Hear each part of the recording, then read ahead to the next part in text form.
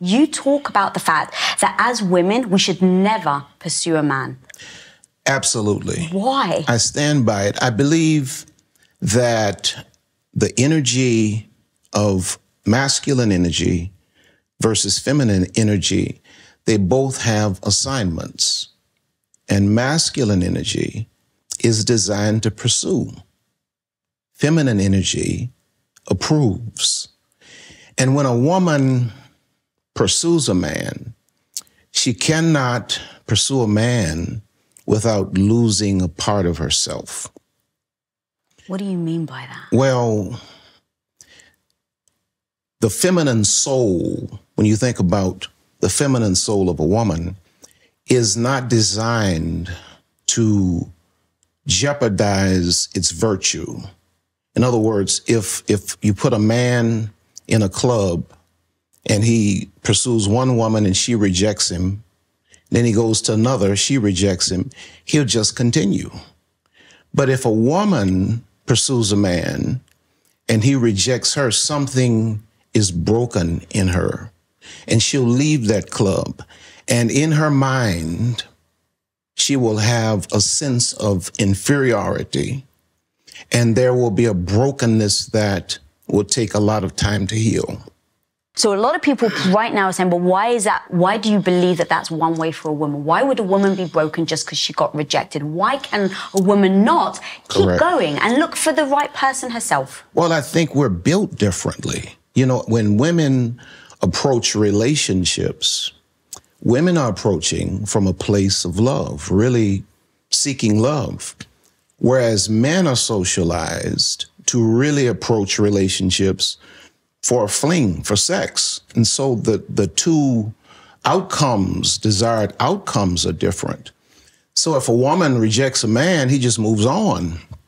But when a man rejects a woman, and if she pursues a man, she gives him the power to reject her. And if he does reject her, it leaves her second guessing her own inner worth. And so this leads to a woman getting caught up in something I call the approval trap. The man that rejected you becomes ingrained in your consciousness. And sometimes this is even subconscious. And so the woman is seeking to win the approval of that man or one like him because it left such a negative impact on her soul. And so women argue all the time with me that, you know, I'm wrong, I'm old fogey, and that it's not like this. Women can behave just like toxic masculinity with no consequence. But the reality is there's a price to be paid for a woman that pursues a man. Then you also, you jeopardize the natural rhythm of the relationship between a man and a woman. If a woman is going to be a man's wife, he has to prove leadership. Well, if a woman is going to do all of the work at the outset of the relationship, she doesn't realize it, but it won't be there. Because the way you start is usually the way you will continue. So if a woman has to jumpstart a man, she will have to keep him motivated in the relationship. Okay, there's so much gold here, and I want to make sure that I can be somewhat, hopefully, that voice between the two parties, because I'm all about female empowerment. I came from being the stay-at-home wife for 8 years, and now I run my business with my husband. And I want to address the realities of my relationship and of a relationship that has worked like yours and your wife and me and my husband's, is addressing the fact that there's a rhythm to couples. That if there's a rhythm to the couple, what dance are you doing? And there's like the tango, there's only one person that can lead. And so if we just say in any dynamic, there needs to be a leader, and now it's who is going to lead. If we can break down, everyone just admit that. Okay, great. Now to your point in saying, if you join a relationship or you enter a relationship where you are the leader, you've pursued the person. Correct. Because I almost don't have any problem. If you want to pursue someone, go pursue someone. But just know the consequences of what that leads to. Correct. And what you're saying is that leads to the fact that that person, if you're a woman, you're looking for a man, that now you've approached someone who is interested and likes that dynamic. And now when you get married, that person is going to remain in that dynamic. Yes. So now if you as a woman are now looking to the man to protect you. And there will come a time when you will need that. And now if you're worried of, well, hang on a minute, he's not stepping up. The reason being, to your point, is because you started the relationship with a different dynamic. Correct. On the wrong foot. On the wrong foot. My wife, Lisa, and I, Lisa is very assertive. You know, she's the business, she's the brain. I'm, I guess you would say, the brand. I'm, you know, the creative.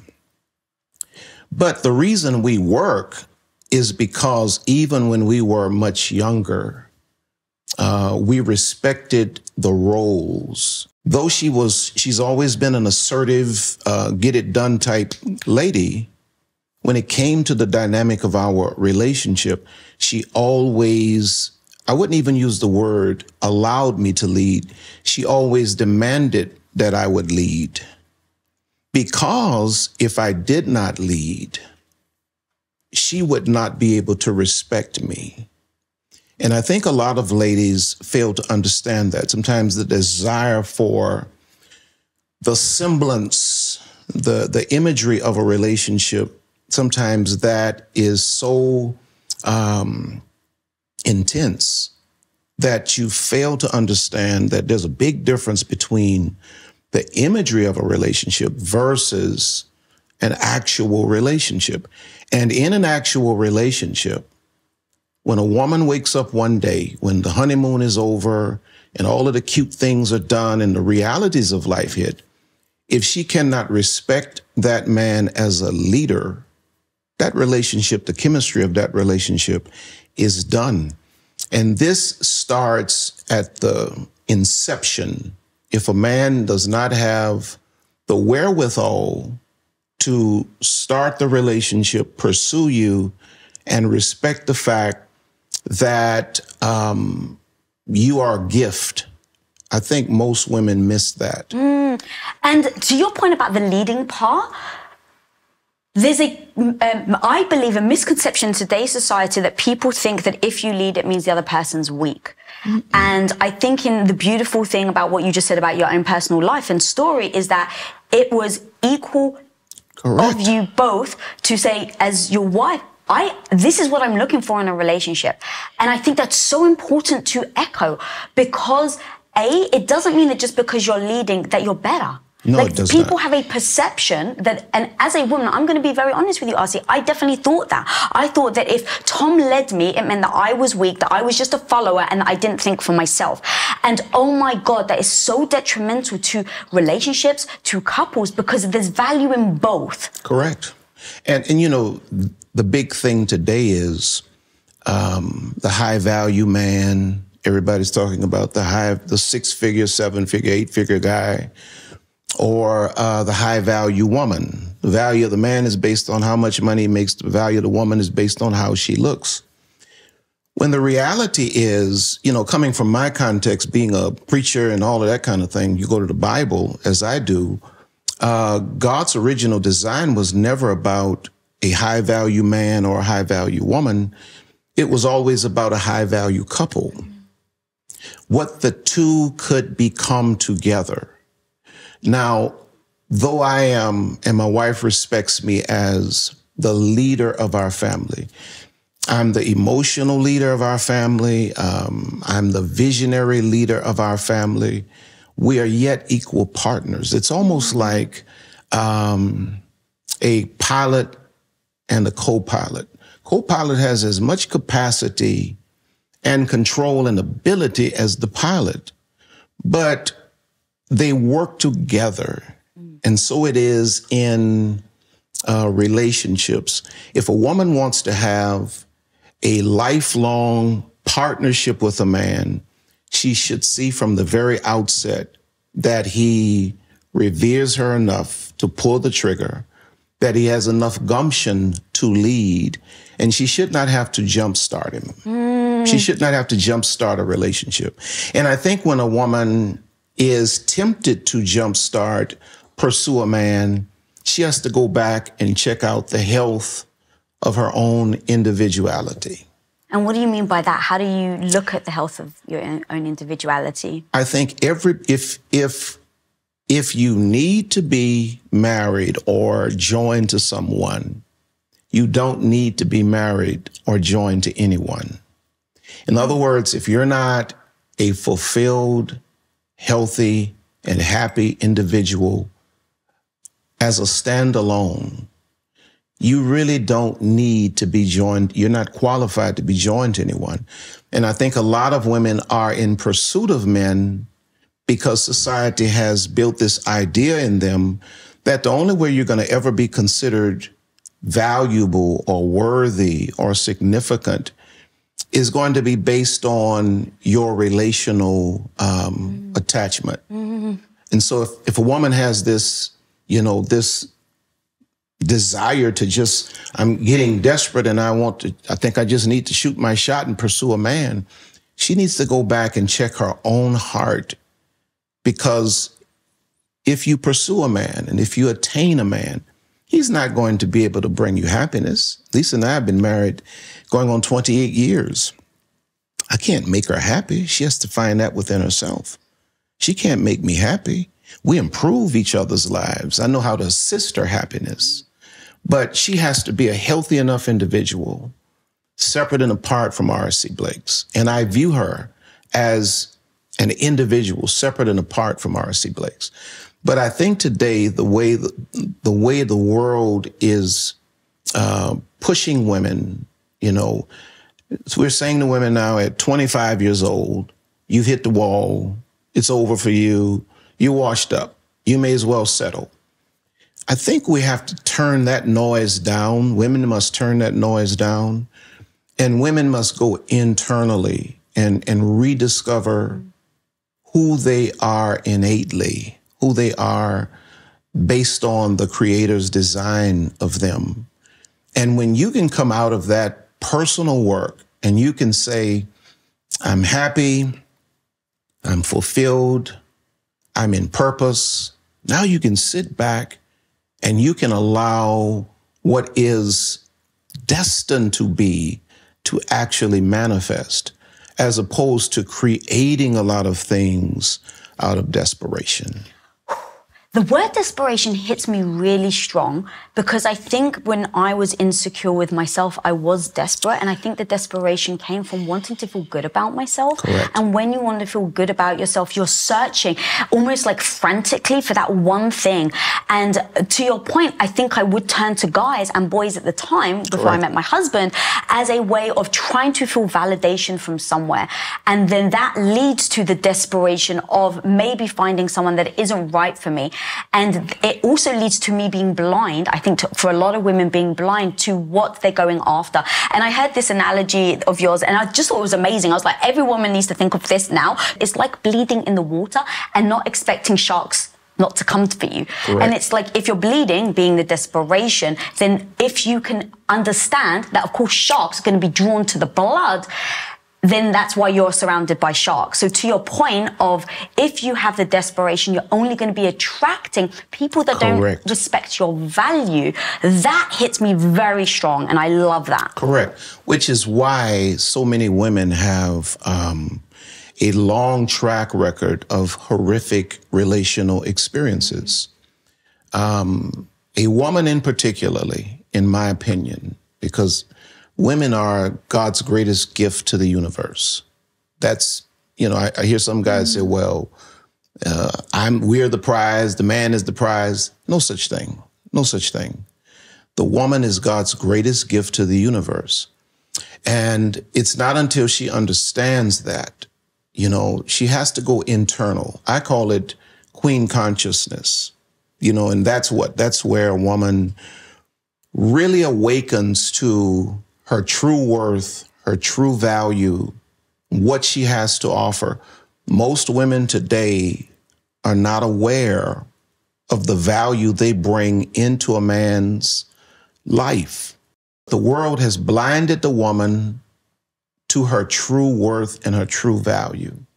And so I also liken it to, being not far from Rodeo Drive, the imagery would be almost like the woman today would be like an authentic Chanel bag being sold on a Walmart shelf. Mm-hmm. When you don't know your value, people can put you in places that you don't deserve. And being a woman that has to pursue a man and run a man down is far beneath anything that the Creator has designed for women. There's so much complexity there, because I really do hear the fundamental thing that you're saying. Also, that it is very hard as a woman to think that a different gender is telling me what I should and shouldn't do, right? I'm sure you get a lot of pushback because of that. Correct. And so I like to go, okay, just assume there's massive wisdom in what you're saying.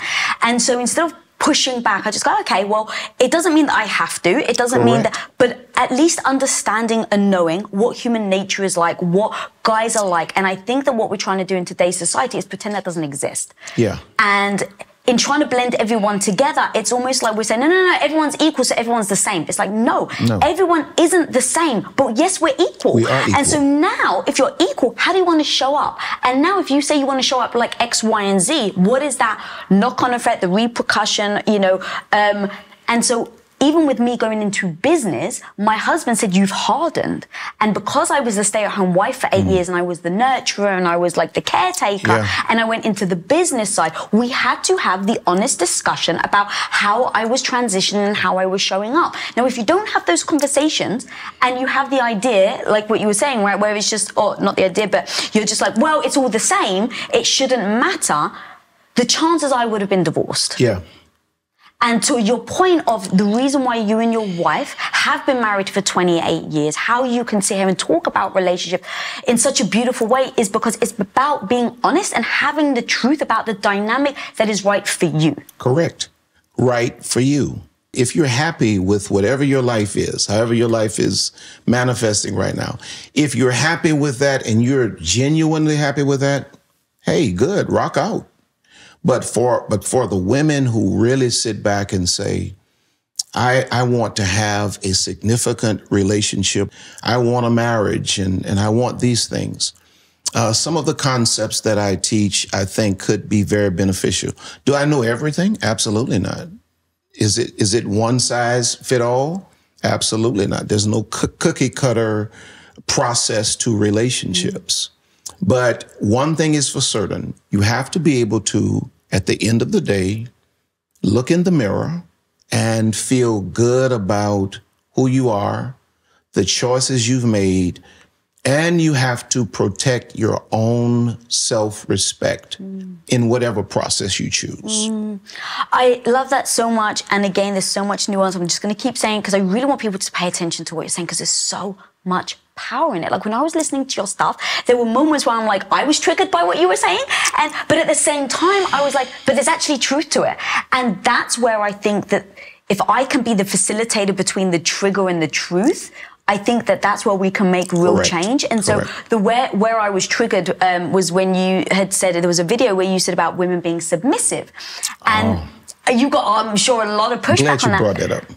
But then you followed it up with, I'm not saying to be submissive to anyone, you have to trust and you have to. So please talk to me about being submissive, because this is a freaking controversial issue. So glad you brought that up. One of the biggest fallacies is that relationships shouldn't be work. Say what? We put time, effort, and hard work into growing our careers or our business, but love should just happen? After 20 years of being married, all starts with being willing to ask and answer hard questions. I have a free downloadable PDF for you for a happy, successful, lasting love. Click the link below for free access to the most important questions you must ask your partner PDF. I would have missed that had you not brought that up. That's a big issue today. You know, women want husbands, but they're triggered by the word submit for obvious reasons. Sometimes we as men want to act like we don't understand why women are so triggered by the concept of submission. Well, we have, meaning men in general, a lot of us, we've traumatized women with lies, with abuse, so forth and so on. When we use the term submission, when I use the term submission, there's a step that has to come before a woman is even capable of exercising authentic, healthy submission. And the step that has to come before that is she has to have a man that honors her. Honor is like the seed. Submission is the fruit. You don't get the fruit before the seed. If a man steps into a woman's life and he honors her, going back to the pursuing thing, a man that honors you pursues you. You don't have to run him down. He'll pursue you. But if a man honors a woman and he loves that woman, and honor is really the ultimate submission, because sometimes men, we want to heap all of the submission upon the woman. The reality is it goes both ways. As a husband, I submit to Lisa all the time. She's smarter than I am in a lot of ways. And in those areas where she can lead, I let her lead. I don't interfere. And if I say, well, Lee, I think we should go this way, it's always in the context of our discussing it and talking about it and my respecting her. No woman should submit to a man that demands submission. If a man has to demand submission, he does not deserve it.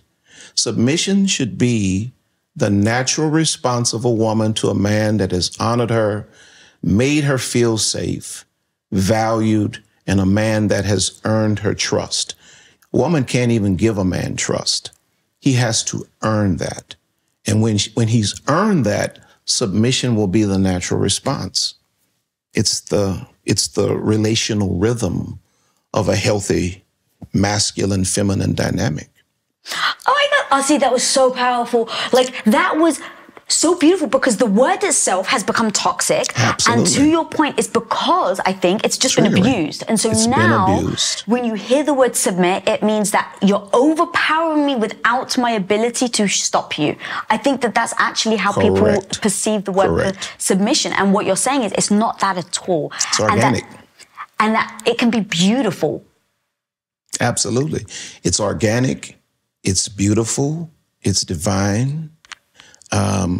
It's happening before you realize it's happening. And I think if I have anything to reiterate, the man that has to demand it of you does not deserve it. The man that deserves it does not have to demand it.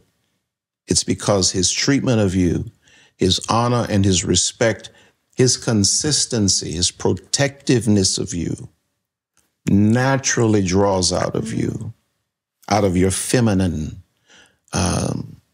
the desire, even before you realize it. It's almost like a subconscious reaction to healthy masculinity.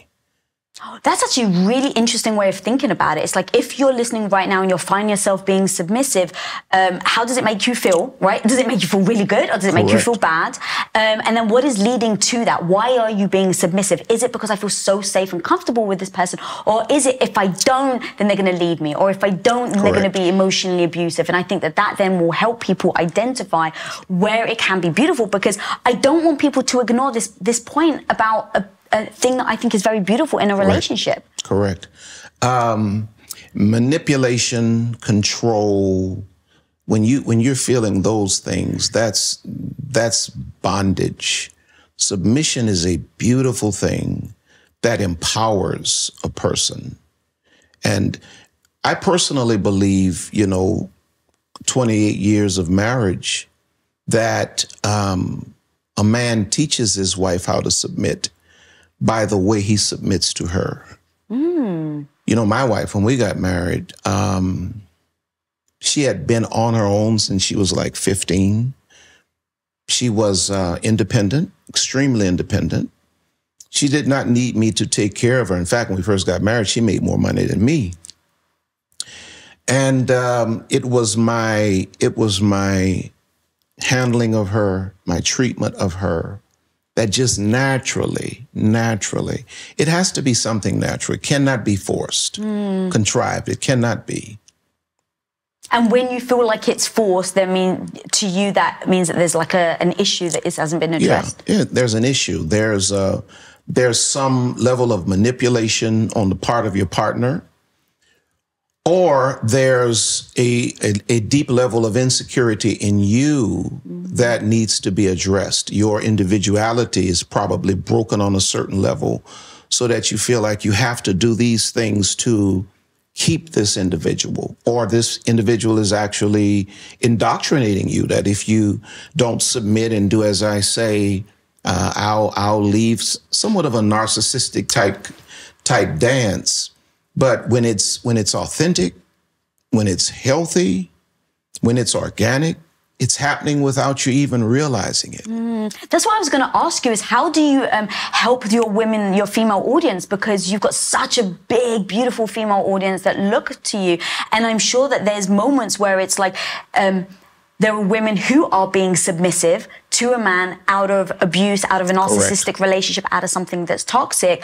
And in your message, you're either triggering someone or you're really helping them. Correct. And so if moments right now where if they can hear what you're saying, maybe it can maybe shine a light on the fact that it's a manipulative behavior and not an organic one. So what are those things that people need to start, or that they can start to identify, that they can recognize, oh, wow, hang on a minute, this actually isn't the healthy submission, it's actually the toxic one. Absolutely. Any relationship pours into you.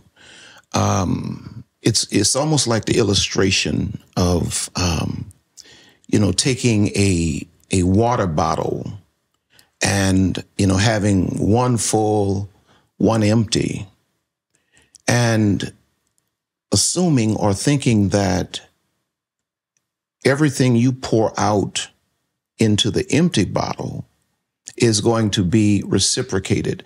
A person that does not meet you on an equal level, does not bring the same level of energy to the relationship, is not going to satisfy your soul. So if there's something, going back to energy does not lie.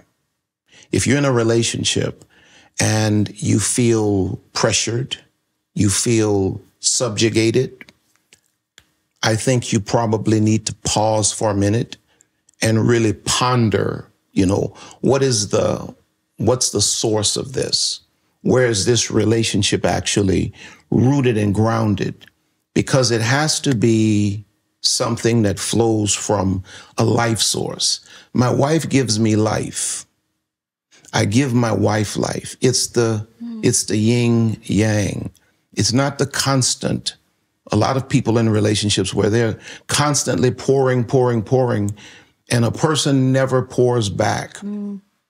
I think looking at the realities, really pondering and thinking about your intuitions. Some people are in relationships right now, and there's something on the inside of them, that spiritual part of them, that is saying, this is not right. You have all of the trimmings, but the internals are lacking. Relationships start from the core, and then they work their way out. So it has to be happy, healthy, and whole from the inside. And if a person does not fulfill you, a lot of women want to choose a man based on how much money he makes. Just because a man can afford you does not mean he can value you. And so a lot of women are caught up in toxic relationships because mama taught them, society has taught them, oh, you need a man with money. And the reality is he has the money, but he lacks the inner deposits to be able to satisfy the core of you. Just really stopping and thinking about what you're getting out of this. Oh, God, that was so good, RC. And then also, if you don't mind talking about actually the trauma, so talking about where we get things from childhood, maybe our parents have taught us, but also the lack of having maybe a male figure in our life. I believe that you were a father at 15 years old. Correct. And then talk to me about having a daughter, and then how you've really thought through how this is a big thing for us women as adults, and why we end up finding ourselves in these relationships that don't serve us. Correct. I was just the product of toxic masculinity. That stuff is generational, where we as men are taught, well, your value as a man is based on sexual conquest. Mm-hmm. And so at 15 years old, I was a teen father, son of a pastor. So you can imagine what that dynamic looked like. Feeling him, like I'm a disgrace to the family, and the religious community was legal to hang a person on a cross, I would have been on the cross. And I had 2 other daughters after that. So we had 3 grown daughters. And one day, my daughters pulled me aside and they said to me, "You've been a great provider. You've been a great protector, but we need to hear your counsel. There's some things we need to hear you say that will solidify certain things in our hearts as young women." I had never had a thought that my responsibility as a man to my daughters would go beyond providing and protecting and raising them, educating them, and letting them go into the world. And what they were basically saying to me is, You've released us into the world without teaching us how the world functions, the dangers that are in the world. There are certain things we needed to hear you say to establish our self-esteem. And so what we're looking at today is a generation of women who are suffering from one degree to another from what mental health professionals call the father wound. And that's, the impact of not having had the paternal participation in a woman's developmental process. Mm-hmm. Now, sometimes fathers are physically absent. Sometimes they're physically present, financially present, but emotionally disconnected. What I've come to learn is that there's something powerful that happens in the development of a woman's psyche when she has a father that affirms she's beautiful, when she has a father that wants to hear her vision, when she has a father that encourages her, that she can do whatever she sets her mind to, and she has a father that gives her all of the experiences, that woman tends to, more times than not, enter the world with a healthy self-love and consciousness that a woman who has not had that lacks. And so the woman that's not had the healthy paternal participation, she goes into the world searching for those affirmations through relationships. And more times than not, she's disappointed. So even my process of, it's weird to be a man and have 88% of your audience be female. My process is from a paternal perspective. I try to speak like a father would have talked to his daughter. I try to speak like an uncle. I try to speak like a big brother, because many women have lacked that, and they've not had, the triggering truth delivered with obvious love. So I try to be as compassionate and as loving as possible, but I try to deal with the issues, as you put it, that quite often trigger women, but sometimes we have to be triggered to be helped. And so a lot of women say, well, you triggered me and I pulled away from your content for a couple of months, but I thought about what you said. Now I'm back, and now I'm able to hear, and I'm able to go back and redo some of the things that I did wrong. Because I believe all of us at a certain point in life quite often have to reparent ourselves, because no parent gets it all right. And sometimes we just didn't get what we needed from our parents. And so there's a point in your adulthood that you have to go back and you have to make the deposits into yourself that maybe dad should have made or mom should have made, but not just continue the cycles of dysfunction. God, thank you for breaking that down. That was beautiful. And then as you were talking, I was really thinking about how it ends up being really detrimental. I mean, I think to both men and women, right? To your point is that it was a generational thing taught to you that, well, the emotional side of it wasn't even a thing. It's like, as long as you provide with a roof over the head and your kids are fed, as a man, your job is done. And so you were taught that. And so to then think about how that impacted you to show up and then thinking about the same for women, I think it's something like now 70% of people in like inner cities are brought up without fathers, or something crazy like that. And it's like, that's just an astronomical percentage to then think about how this becomes the echoing effect of a father not being present in a child's life. And then to feel like the value, because you do seek that when you're a kid. So if someone has grown up and has just heard what you've said, but doesn't have the father, and it recognizes, oh my God, actually, maybe this is part of it, how do you start to reparent yourself? I think it probably starts with therapy. And I'm no mental health professional. I'm always quick to say that. But what a great therapist can do for us is a therapist can comb through the memories and the psyche and bring us back to the points where certain behavior, belief systems in us, where they started. Give you a personal experience of mine. Here I'm doing this women's empowerment thing, and I'm teaching one night, and I guess there's about 600-700 women here. And I'm talking about, I'm on the stage, this is live, and I'm talking about how I was a 15-year-old father. And I'm talking about how I lived a life of promiscuity and how I was sexually active from earlier than 15. And it hit me on that stage. The reason why I was so over-sexualized so early is because when I was a very young kid, older women actually sexualized me. But I never identified it as abuse because the culture said, oh, you're the man. You started early. And then I'm on the stage and it hit me. The reason your life went down the path it went down is because of what these older women did, and that was abuse. I had never identified it as abuse.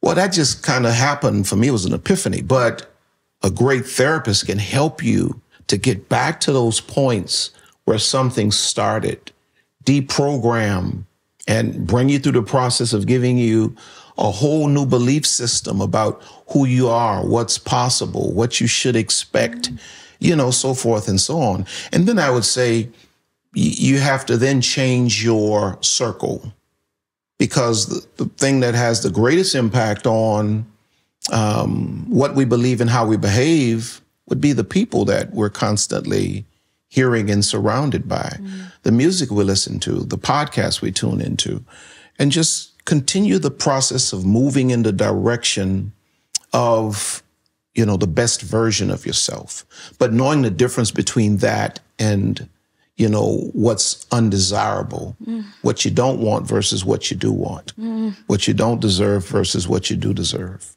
I love that. And thank you for breaking that down, that honest thing about you on stage, because I think that there are moments where we think, right, you've done all the work. I mean, when was this? Oh, this had to be 6-7 years ago. Okay, but you've been doing work on yourself since the age of 15, right? Or maybe slightly older. But so to think about even that, sometimes you need a moment of an epiphany. And so when I think about what those look like, it needs to be, in my opinion, and I'm just my opinion, I think it needs to be being present of discussions that maybe make you uncomfortable. Correct. In order for you to be able to hear that maybe there's something that has triggered you in the past, that then you've put your wall up and not addressed it.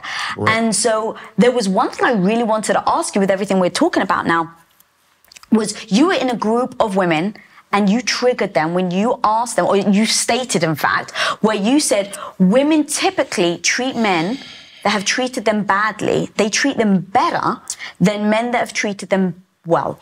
Correct. And in this story that you're telling, is this interview that I was watching of yours, you start to say, and everyone was pushing back and everyone was like, what do you mean? No, we don't. And then a few of them just started to cry. Talk to me about why were they crying? Obviously, you clearly triggered them. But what a profound and honest statement to make, and then for women to actually realize it's true. It's true.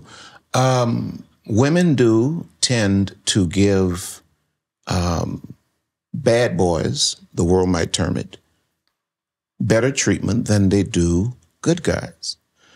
Term what good guys finish last. And we're socialized. You know, this is why these conversations have to happen. It's because most of what we're listening to says to a woman, okay, this guy, okay, we're here in close to Hollywood or wherever. This is the kind of guy that's attractive. This is the kind of guy that's desirable. And when you look at the type of man that the woman is socialized to desire, he's not the type that's going to really be a husband. He's not the type that's going to really be a rock or a leader. He's the type that's going to create a lot of drama. So women don't realize that they've been socialized, socially conditioned to reach for that guy.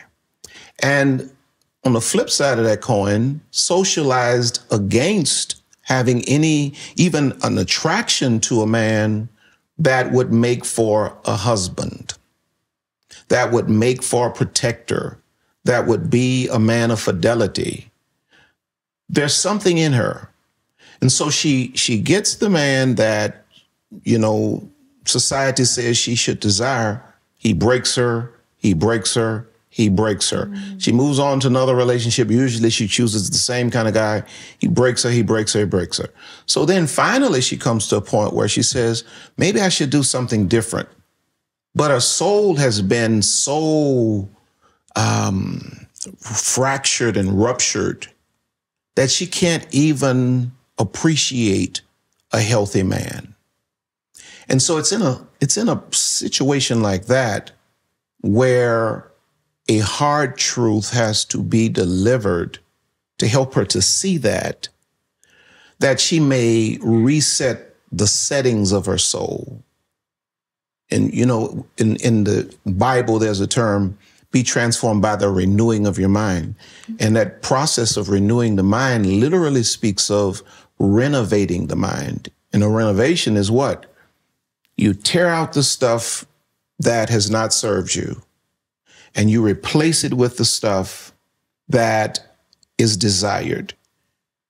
Every woman, every man, every person at some point has to go through an internal, emotional, psychological renovation. For a lot of women, I think what has to happen is we have to pull back from these toxic connections. This does not bring value to you. This is devaluing you. You need to pull back into the solitude of your individuality. You need to allow your soul to breathe. A lot of women right now, you don't need another boyfriend. You don't need another man. You need isolation. You need to really ponder the choices, the decisions you've made, and you need to allow your soul to actually heal. Sometimes you got to have, you need alone and quiet space to allow some things to be remedied. And sometimes I think we think the remedy is by trying to help someone else or trying to fix somebody else. And so if there is a man, let's say, that is broken, you find sometimes your inkling is to try and help them to fix your own soul. But we all know you obviously can't force someone. And I think your quote is, you can't fix a guy's character if they don't have one. No, you cannot. You can take a man that may not make 6 figures or 7 figures or 8 figures, and you can get in there and you can help him to elevate his financials. He may not be, stylish and all of that. You can bring him down to Rodeo Drive and buy him some clothes and, get his hair cut. But if you take another guy that has all of that other stuff, that superficial stuff in place, but he has broken heart. He has broken character. You got to get beyond the superficial stuff, because that stuff is not going to last but 10 or 15 years anyway, you know. But the internals of a man, if a man has the right heart, the right temperament, and he's the right fit for your life, that can be a lifetime, you know. But you can't change. So many women want to change a man. And I guess it's because when women enter into relationships, they give so much. They make such an amazing investment that it's just kind of hard to walk away and think, well, it was a waste, you know? And so women tend to try to hold on and buy into the idea that somehow I can change him. I can fix him. I can do what his mother couldn't do. I can do what, you know, the Almighty couldn't do. I'm going to change him. You can't change a man. The reason why I love it is when I was a teenager, I had an abusive boyfriend. He was verbally abusive to me. He wasn't kind at all. And every so often there would be inklings of nice moments. And I'm like, see, he does exist. And then I thought my job was to just make that one little thing that I would see be him all the time. And it felt good to me in that moment of trying to help someone. Like, trying to help someone be a better person actually feels good, right? You're a pastor. That's exactly what you do. And so there's that beauty of trying to do it, but then realizing where sometimes it can be utter detrimental to yourself and to your relationship and to the other person. Correct. Nurturers. You know, women are natural nurturers. So when you take something into your bosom, the last thing you want to do is feel like you dropped it. And so there's this, you know, this toxic optimism, this toxic empathy that women have for men that they feel a certain way about, that won't let them, you know, release this and accept it for what it is and move on with life. But there's a point. And I think this is why we have to continue to have these conversations, because light bulbs go off in the lives of women, in the minds of women, where you have to just accept it for what it is. You know, you've been through this cycle over and over again. He does this, he hurts you, he breaks you. You say, okay, I'm done. He comes back and he's greater than ever. And then the cycle goes on. And you look around and you will have wasted decades of your life on a situation that you probably should have brought to a close many, many years ago.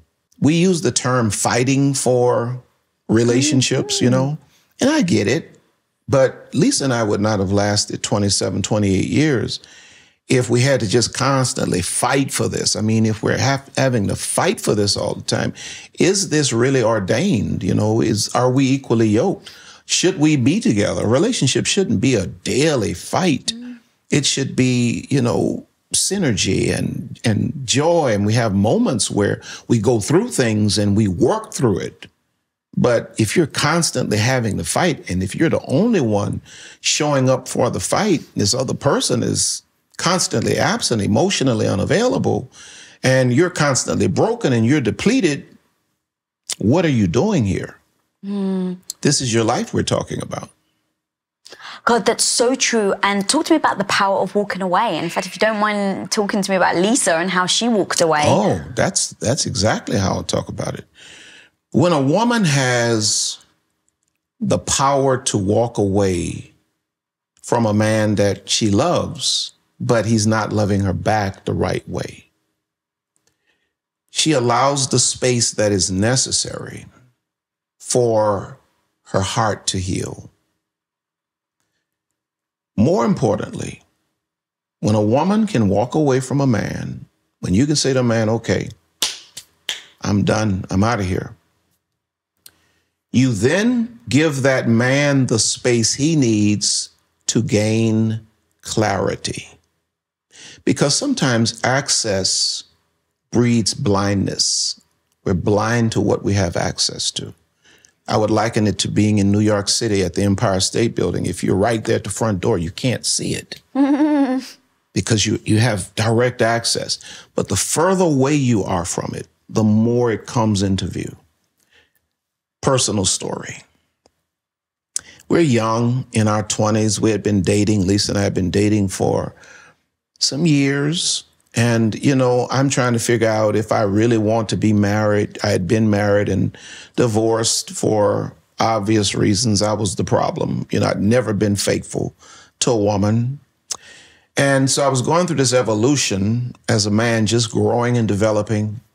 And so I said to her one day, I don't think I want to get married. I was trying to be respectful. I didn't want to just string her along. Mm. And I'm expecting her to say, well, why? What did I do? Let's work on this. Every other woman, that's what they would have said. Lisa said to me, and I knew Lisa loved me. Lisa said to me, she said, okay. Literally, she said, okay. And we ended the conversation. She never called me back. We had been together for years. I knew she loved me. And so now I'm like, you know, what's going on? And so life is going on, and I'm puzzled by how she could just say, okay. I'm wondering if she ever loved me at this point, though I'm the one that said, you know, I don't think I want to proceed to marriage. So then later I hear, we hadn't communicated. Later I hear that she's dating somebody else. And this guy is a big league baseball player. He's a multimillionaire. He's physically fit. I'm a little young preacher, broke, overweight. And I'm hearing this stuff about she has this boyfriend. And so, you know, people constantly bringing me the information. And I kind of pushed through that. And so one day I went to my mom's house. And my mom asked me, she said, where's Lisa? I said, well, you know, Mama kind of told Lisa, I don't think I want to get married. And I told her move on with her life. And my mom said, you're making a fool of yourself. Lisa's your wife. And so then I prayed about it. And I heard God say, Lisa's your wife.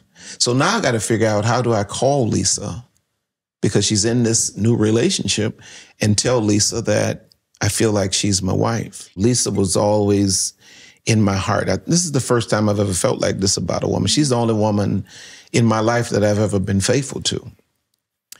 And so I called her, and she said, yes.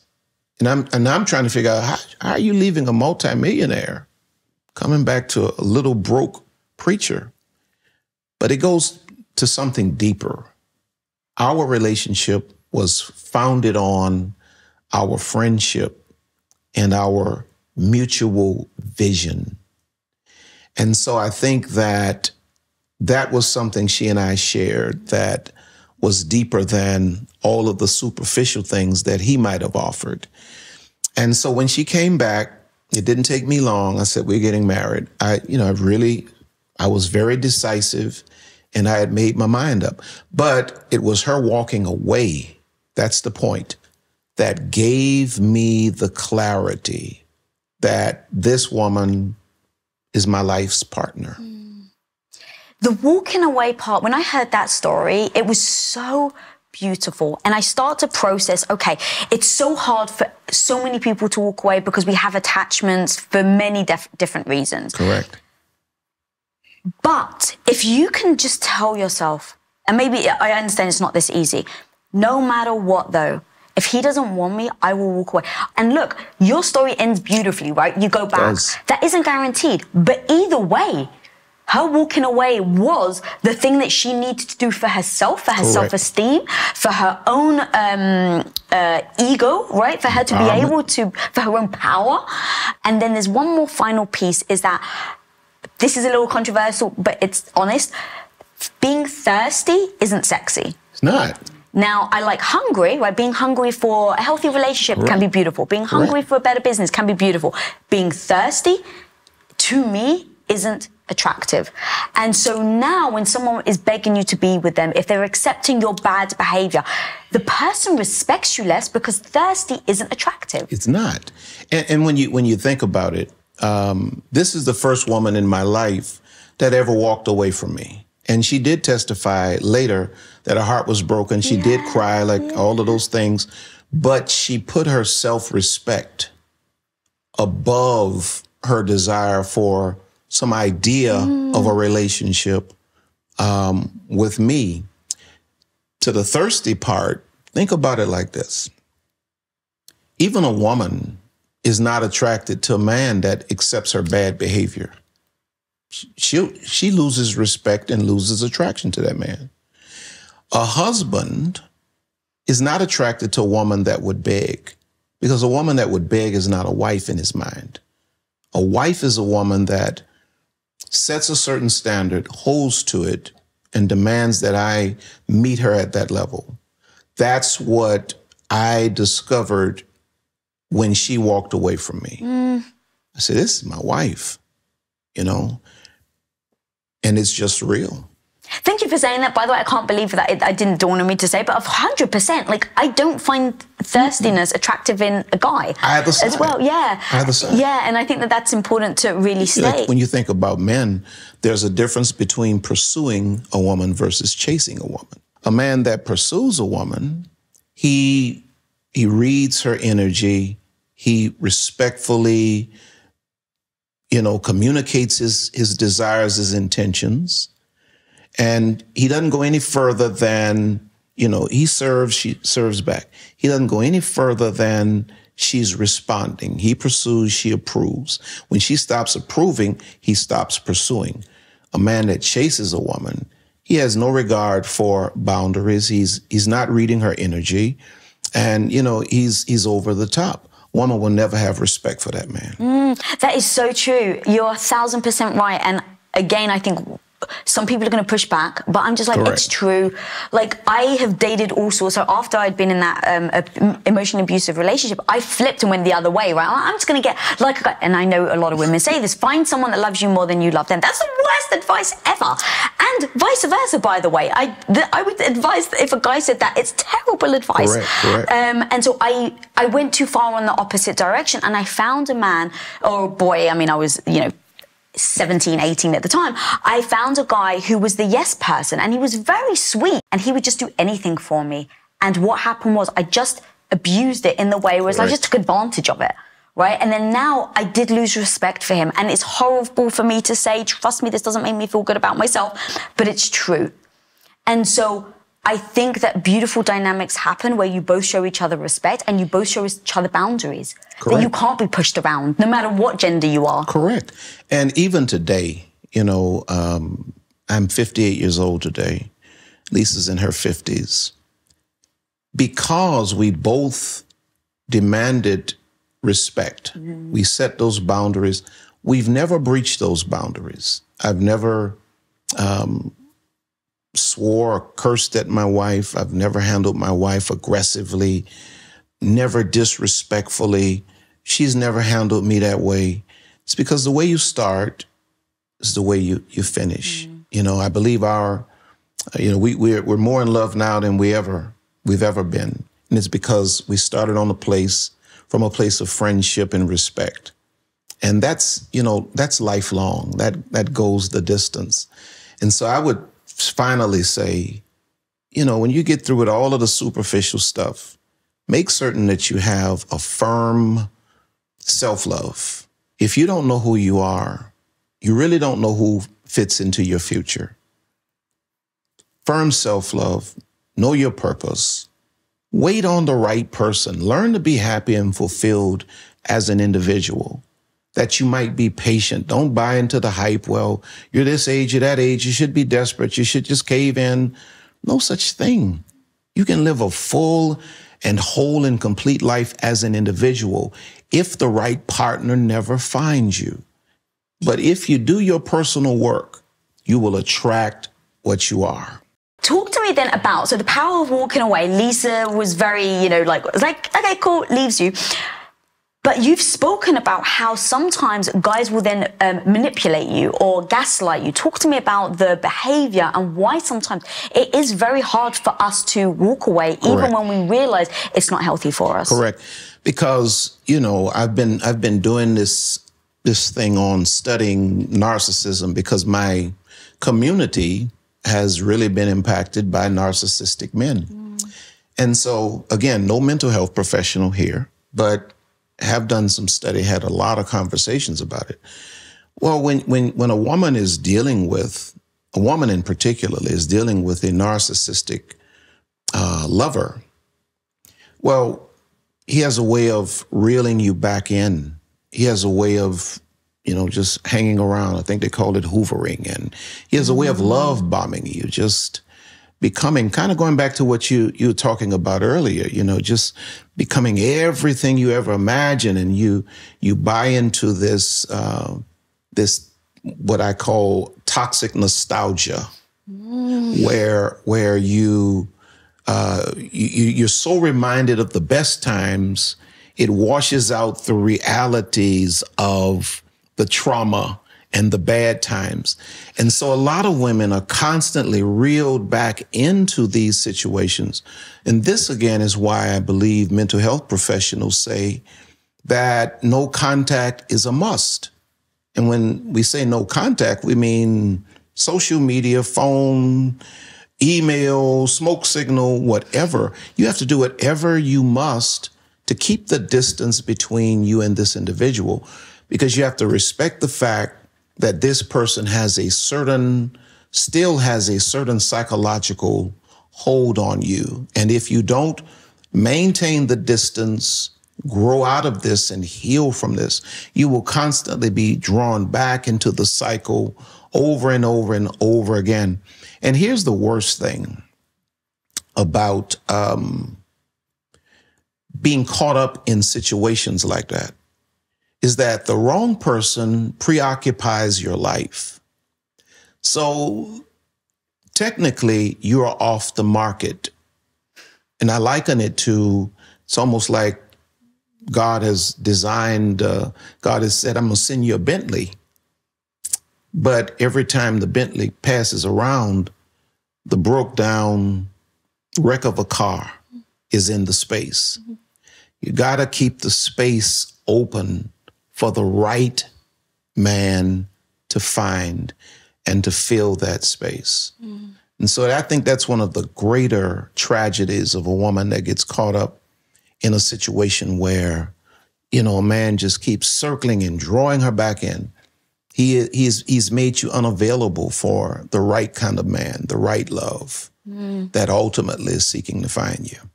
The available piece is really interesting. You said it earlier, and I didn't want to interrupt you, and I'm conflicted by it, which I'd love to talk about. Like giving yourself, what was the phrase that you used? Giving people access to you is a form, like it can build resentment. So talk to me actually about that, because I can see that it would be useful to give your partner access to you, right? Because if you're standoffish, now they're going to feel it.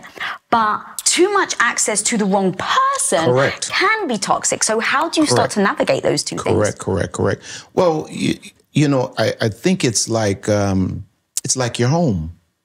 There are people that can access your front door, your gate, delivery people, but you had better not come beyond the front door, the step. There are people that can come from the front door into the living part of your home. There are other people who have proven, and the relationship is at a level that can have access to your bedroom. And so I think we have to qualify people for the different dimensions of access in our lives and not become so excited or enamored by the optics that we don't bring a person through the proper testings to prove that, a man should prove that he's earned certain levels of access.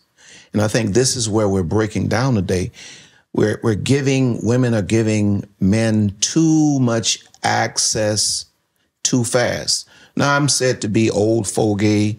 Oh, he's a religious guy, so they push back on me, but I just don't believe that. What are they pushing back on, if you don't mind me asking? I just think women should slow up with giving men too much sexual access. And a lot of women, this is a different day and age, and I respect that. A lot of women push back on that. A woman cannot use her sexuality like relational currency. And we use currency to exchange for what we want, right? Well, today, a lot of women are giving men sexual access, thinking that that exchange is going to end in a commitment or a relationship. I think women have to go back and understand the value that they are and really reassess how much access should I give a man? How soon should I? In fact, it's not even giving him access. It's him earning access, proving. Sometimes we're giving things away that have to be earned. Okay, I now thoroughly understand. I'm conflicted, and in fact, I'm not conflicted. I think a woman's body is her own. So if you want to give it away, go ham, it's your body. Yeah. But I want to make sure people hear what you're saying, because they're trying to dismiss you by saying, but why shouldn't a woman be able to if a guy can? I think a woman should be able to. And that's hopefully the blessing of today's society. But what you're saying, and I think people need to hear this because they cannot dismiss it, is that if you're looking for a long-term relationship, correct, and you use getting in the bedroom as a method to get into a long-term committed relationship, it ain't going to work, homie. It's not going to work. Yes. And so, that's what I'm saying. Yes, exactly. Now, if you're just a person that, you know, that's the way you want to rock, that's you. I'm preaching, I can accept that because, you know, to each his own. But if your end game is, you know, I want a lifelong partner, committed marriage,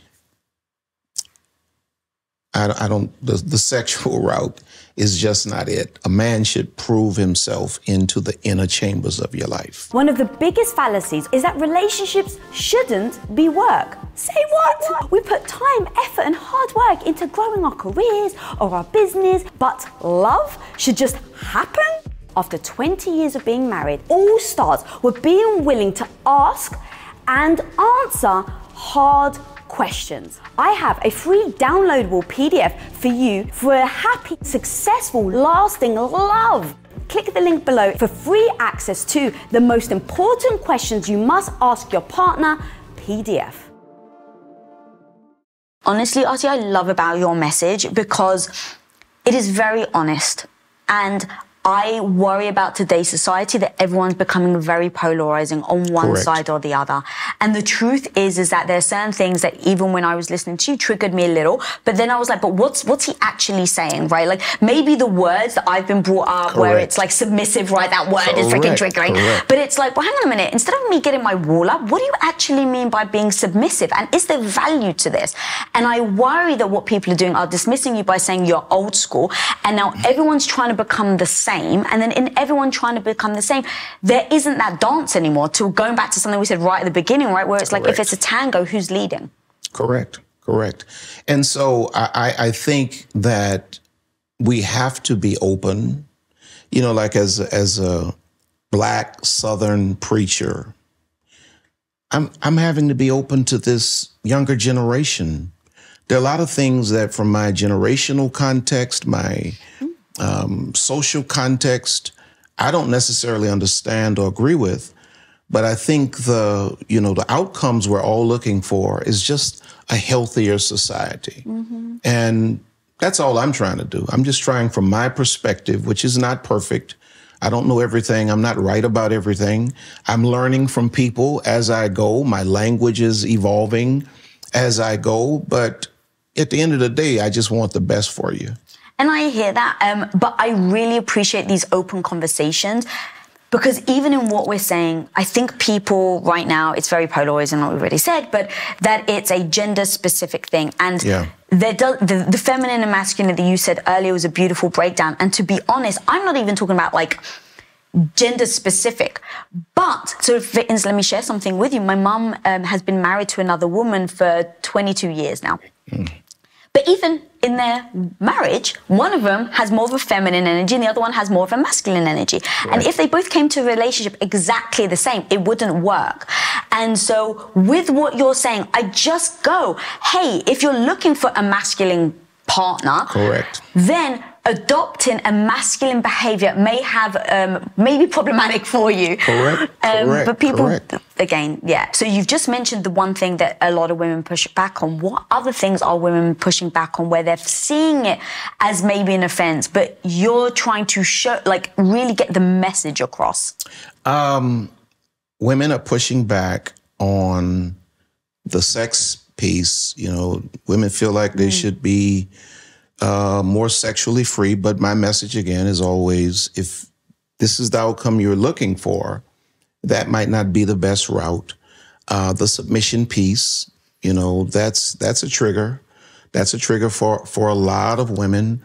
And the thing that I think I get the most pushback on is that a woman, I kind of lean in the direction that a woman has to move beyond her type, and she has to really go deeper to search for a man that is her kind. I probably get the most pushback on that. Women want, when they think in terms of choosing a man, they want a certain physical type. They want a certain man that's making a certain amount of money. And it goes back to some of the things we've already talked about. You can have all of these superficial things, but if the core is not there, it's not going to necessarily be sustainable. And so I'm saying, well, if on a scale of 1 to 10, you're saying, I want a man that's an 8 or a 9 in my eyes, maybe you should scale the physical piece back to a 6 and look for a man that's an 8 or a 9 in terms of his character. That's a hard message to get over. Women want the kind of man, they want a 6 foot tall, 6 figures, and yeah. Do men do the same thing? Absolutely. You know that. Absolutely. You know that. That's where women learned it from. So tell me then, why is it detrimental for a woman and not detrimental for the guy? It is detrimental for the guy. It's just that I think the consequences for a woman with the feminine makeup of her soul are just more immediate. Men, we usually realize that we have faltered later in life. 50 years old, we start looking around, we realize, maybe we have a bunch of kids, but we don't have relationships with them. We don't have a marriage. We don't have a woman to really help us in a season when we probably need more help. Men usually realize the error of their ways later. Mm-hmm. Women tend to be impacted earlier. You have children for this individual. You knew his character was bad when you got with him. And so now you have children. He's a horrible father. He won't finance the children. Now you're tied up with this man for the next 20 years. So the impact for women is just more immediate, but it's negative on both sides. I actually really do also empathize with men, because I've heard you talk about how it's difficult that if you've been a man that has maybe been a dog in the past, right? Yeah. You've been bad to women, you've cheated on them, etc. And now you've seen the error of your ways, you've worked on yourself, you've become a really good human. And now you approach women who have been stung by the dogs that, who you used to be. Correct. But they won't give you another chance now. And now they just look down on you. They treat you badly. Correct. So for all the women listening, how can women help men who are, I think you call them reform dogs. How can us women help reform dogs and not be shut off to them, but still protecting ourselves because we have been hurt in the past? I think listening, and bringing conversation back. Sometimes the energy of an initial connection moves to things that are not important, like trying to sexualize the moment, trying to impress one another. When I think the best thing a woman can do for a man is to ask him questions that he might be able to unpack his soul, especially if he's a man that is coming across as sincere. I think that's going to be one of the first signs that he is sincere, is that he's not going to run from your questions. Your questioning is going to do a few things. It's going to be therapeutic for him to be able to talk about, things that he probably has never communicated to a woman. And it's also going to relieve the woman of questions that she might have relative to, is he safe? Should I proceed?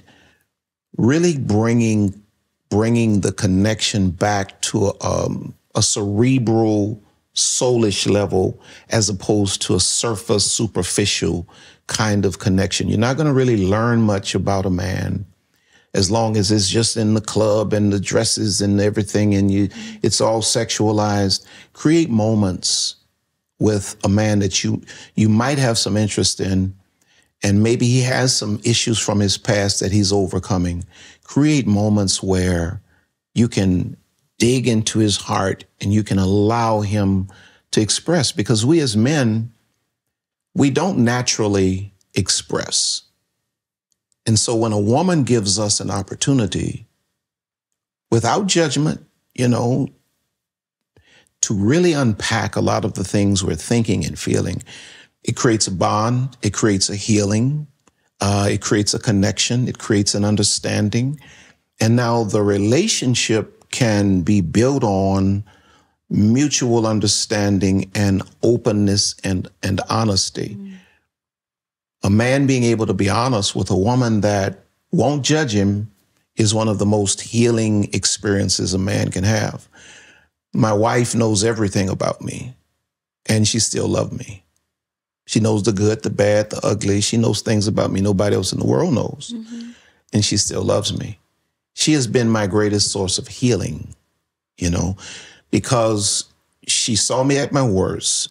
She could hear me, she could understand me and feel me. And I never felt judged. I never felt like she was looking down on me.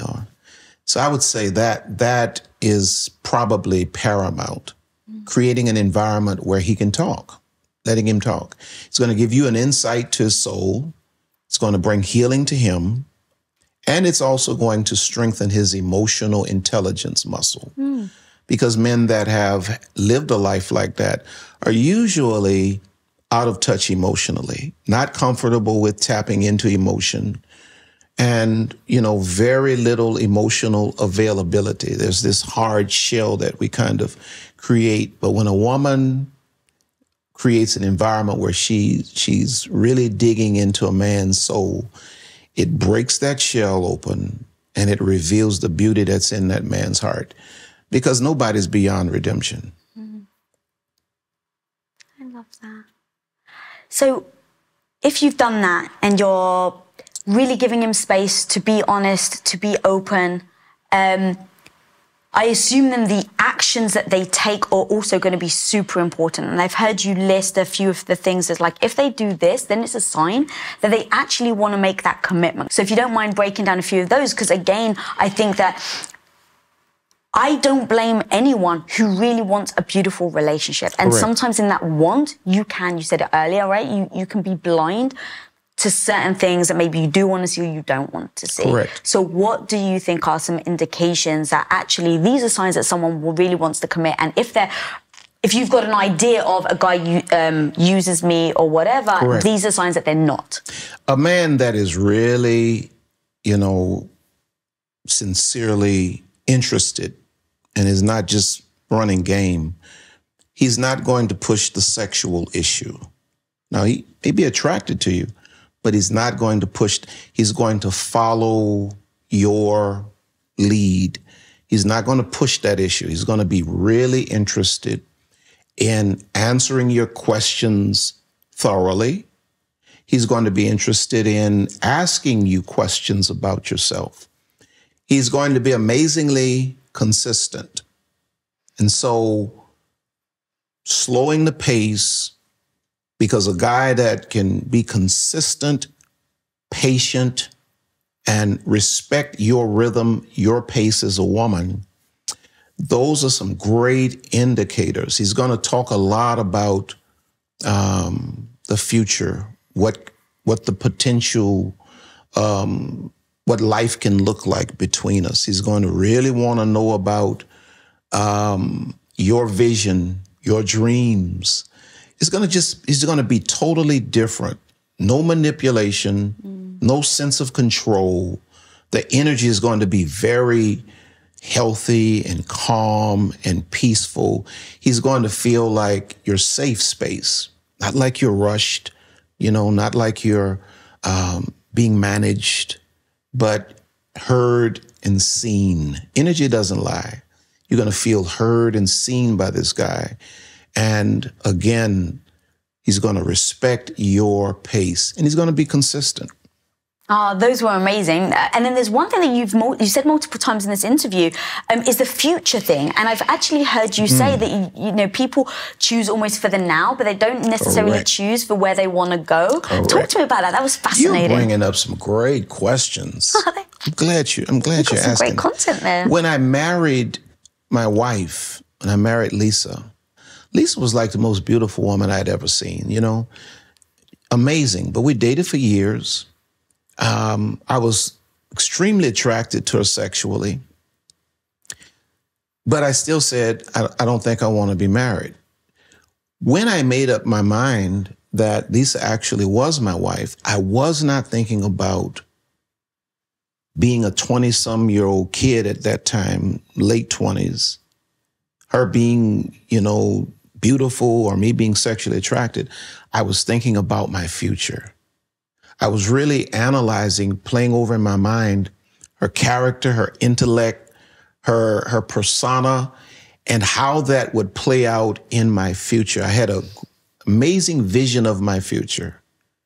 And when I thought about Lisa, I said, this is my friend. We share vision, and she's the greatest purpose partner I can imagine. She fits my future. I was really thinking 2 or 3 decades down the line. I was already in 2023, and this was in 1995. And so I think people listening should really try your best to choose mates that fit your future. That when you think of where you're going, this person is ideal for who I know I'm going to be. And then also doing the work, having the conversations, to be certain that this person has the vision, the aptitude, the willingness to take the journey with you. Because we evolve. You know, over the last 27 years, Lisa and I have changed 7 or 8 times probably. We're new people, different people. But we've always been on the ride together. And we've evolved together. We've grown together. So we never woke up at a point where we couldn't find each other. Because we took the journey together. And I think it's probably been the greatest factor in the success of our relationship. And I don't measure a relationship as being successful because of years. Happy years. Precisely. Happy years. You know, so she and I have been married 27 years happily. I love that. And I didn't want to stop you, but oh my God, purpose partner? Dude, that's so strong. You found a purpose partner. Purpose partner. That's so strong. And that's what you have. Yeah, but I didn't think of it like that, but you're 100% right. And when Tom, when we started to talk about like, are we going to be together forever? The thing that I thought of, and it may be morbid to some people, it was actually really enlightening for me. It was like, okay, because I planned for my marriage to be forever, do I envision, I'm like kind of closing my eyes, right? Do I envision when I'm on my deathbed at like 99 years old, who's holding my hand? Correct. And I was like, I want it to be him. And that was where I realized it's the future. It's the future. And are they the person that can evolve with me and understand who I am today and what my purpose is, and then support that? Because a lot of couples, I noticed, once you got the ring on the finger, right, it's like, oh, well, now I expect you to be completely different. And I know that you were very ambitious before, but now that you've got ring on the finger, I expect you to be home at 6 p.m. every night. And that was one of the discussions Tom and I spoke about very early on. We didn't have the words to it as purpose partner, but it was exactly that, in that, like, he's driven, he was goal-oriented, he has massive dreams. And I was like, this is what I find attractive. So I'm like, I'm on board, right? Yeah. But it's like, that won't change even if I get older. It may, I don't know, but I have to be prepared for that. And then thinking through what that future looks like. And are they right for you then? Oh, it's so strong. Correct. You know, that's why the work of individuality is so important. Because I was completely and totally prepared to live my life as an individual. I was happy, I was fulfilled, I was on track with my own vision. But when I got the inclination that life is just going to be better with this girl, you know, it was just like 10xing life. When you get the right person, it's like your life is amazing, should be amazing as an individual. But when you get the right purpose partner and the two of you come together for real, not just for optics or for Instagram, it 10x's your life. Everything just goes to the next dimension. Thank you so much. I literally could talk to you forever. This has been so amazing. You do incredible videos. You talk about this stuff all the time. Where can people find you and all the amazing things you're putting out? If they go to YouTube, they can find me at R.C. Blakes Jr. My website is rcblakes.com. And I'm all over the social media world at R.C. Blakes. Keep watching to learn how to resolve conflicts in your relationship. But a lot of people actually, I think, being complete opposites will be a detriment to their relationship long term. So how I want to actually do this episode is I've got multiple themes that I want to talk about, and how, if people are opposites, what are the tactics that they can do in order to survive and actually thrive in their relationship. So I've got religion, finance, kids and discipline, and how you're going to bring them up, habits, and then hobbies. Okay. So I want to start with... Got a couple dangerous ones in there. We've got some dangerous ones. Yeah, but I think by far the most problematic is children. Oh, interesting. No question. People break up over kids and money. That is it, my friend. Those are the two that really fuck people up. Let's start with finance. Okay. So with me and you, when I first met you, I was a saver. Growing up, every single penny my mum ever gave me, pound, pocket money, I always saved. And when I met you, it wasn't that you were frivolous with your money, but you were in debt, and I'd never met any... From college, I would like to point out. But actually being Not like I just racked up debt. Sure, but being from England, my college was free. Sure. So I'd never met anybody who had a college debt. Obviously, you were the first American that I dated, so, you know... But it was a shock that you were in debt. And so worried I was going to drag you down? Well, but you joke about it. But what if you could have, right? I did for a while, in fairness. So let's talk about that. Where we came together with different types of financial situation, and then when we married, we both had to alter the way we see money and spend money. So talk to me about what the key things are that we have to address, first of all, and then how we get through it. So I really think that people don't understand the need for rules in their life in general. So how is money spent? And this is going to get into a sort of overarching theme that I imagine will come up over and over in today's conversation when you're talking about when do opposites become problematic. It's all around values. And that's where people disconnect, that's where countries end up conflicting, is they just can't fathom that there is another valid way to approach the world. It's my way or the highway. And around money, man, you got a lot of like hidden values that people mistake for truth. Like when we first met, I was like, oh, so how much money does your dad give you as basically an allowance? And you were mortified that I would ask that, because you had a value that was like, you don't talk about money. And I remember thinking, this is going to be a problem. So and look, I could not have said, oh, we have a collision of values here. That obviously is something that's come over time. But at the time, it really did hit me as, when someone has a conflicting value with you, they see the world in a way that you think is worse, less than, it really hits you in a visceral way of like, I don't like this. And when you have a visceral reaction, most people do not know what's happening. They just go with their neurochemistry. So they have the visceral reaction, and as Viktor Frankl said, between stimulus and response is a gap, and you get to choose how you respond. And like your whole life is in that moment. So if they know, oh yeah, this visceral response that I'm having is because we're having a collision of values. That's precisely what it means. So rather than have the argument about money, this isn't about money, this is about a value system. So what's going on here? So for you, money is not to be discussed. For me, that question wasn't actually about money. It was about open communication. Okay, so that was step one. So we had to process through that. Then you get to the real machinations of money. And I will just say, here's some good advice for anybody, literally no matter what phase of your life you're in. Off the top, pay bills. Then you need to be saving. You want to save as rapidly as you can to get to the point where you have 6 months cash on hand, period. I don't care who you are. I don't care what your value system is. This is just reality.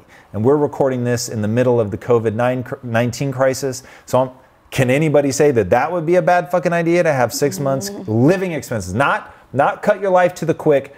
The way you live now, you can live without changing a thing for 6 months.